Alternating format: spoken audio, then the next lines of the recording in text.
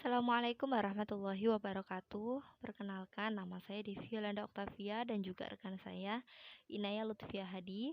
Kami dari kelompok 3. Di sini kami akan mempresentasikan hasil dari diskusi kami tentang apa sih perencanaan produk itu.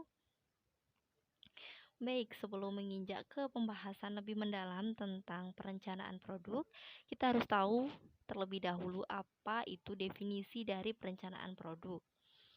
Menurut Ulrich, perencanaan produk adalah proses periodik yang mempertimbangkan portofolio dari proyek pengembangan produk untuk dijalankan.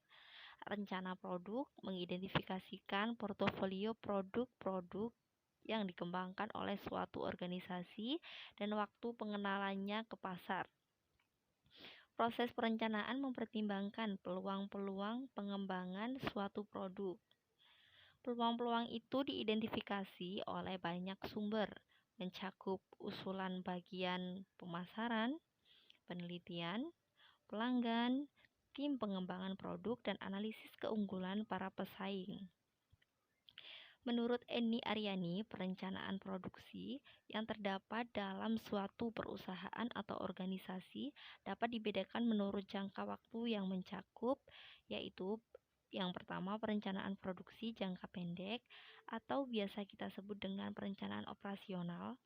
Perencanaan operasional adalah penentuan kegiatan produksi yang akan dilakukan dalam jangka waktu 1 tahun yang akan datang atau kurang, dengan tujuan untuk mengatur penggunaan tenaga kerja, persediaan bahan dan fasilitas produksi yang dimiliki oleh perusahaan atau pabrik.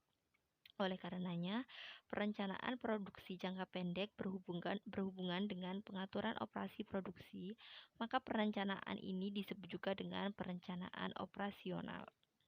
Yang kedua ada perencanaan produksi jangka panjang.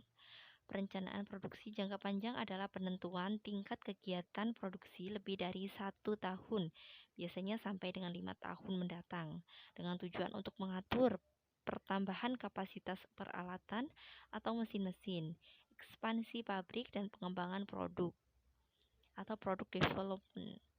Adapun tujuan dari perencanaan produk menurut Hendra Kusuma, yakni yang pertama ada meramalkan permintaan produk yang dinyatakan dalam jumlah produk sebagai fungsi dari waktu. Yang kedua ada menetapkan jumlah saat pemesanan bahan baku serta komponen secara ekonomis dan terpadu. Dan yang ketiga ada menetapkan keseimbangan antara tingkat kebutuhan produksi, teknik pemenuhan pesanan, serta memonitor tingkat persediaan produk jadi setiap saat, membandingkannya dengan rencana persediaan dan melakukan revisi atas rencana produksi pada saat yang ditentukan. Dan yang keempat ada membuat jadwal produksi, penugasan, pembebanan mesin, dan tenaga kerja yang terperinci sesuai dengan ketersediaan kapasitas dan fluktuasi permintaan pada suatu periode. Dan penjelasan selanjutnya akan dijelaskan oleh rekan saya Inaya. Maka perencanaan ini disebut juga dengan perencanaan operasional. Yang kedua ada perencanaan produksi jangka panjang.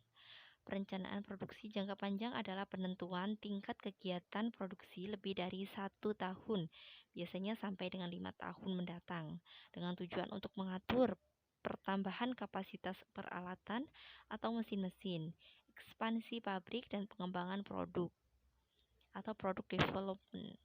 Adapun tujuan dari perencanaan produk menurut Hendra Kusuma, yakni yang pertama ada meramalkan permintaan produk yang dinyatakan dalam jumlah produk sebagai fungsi dari waktu.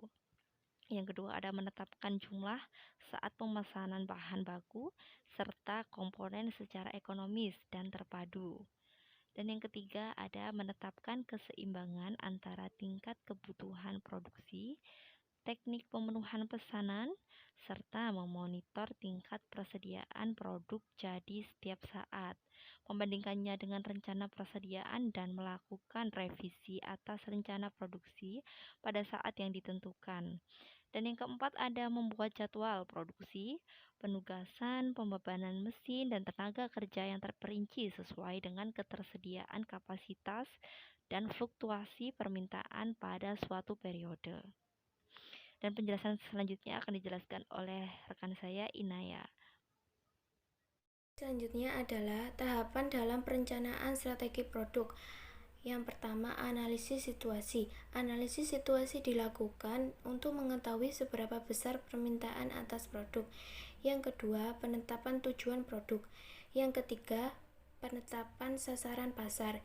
Yang keempat, penentuan anggaran.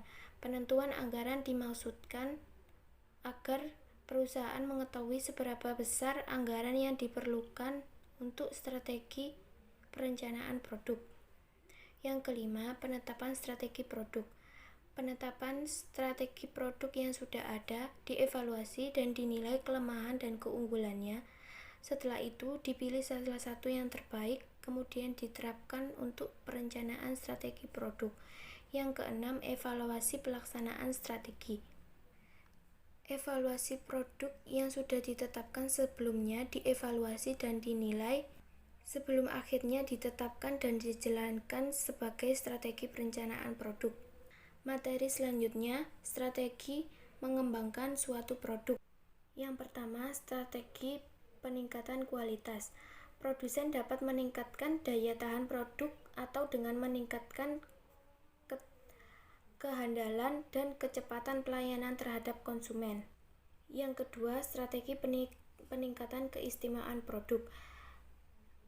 Berikut indikator yang dapat meningkatkan keistimewaan sebuah produk, seperti kualitas bahan yang dipakai, keanekaragaman, kenyamanan dalam pemakaian suatu produk, dan aksesoris tambahan.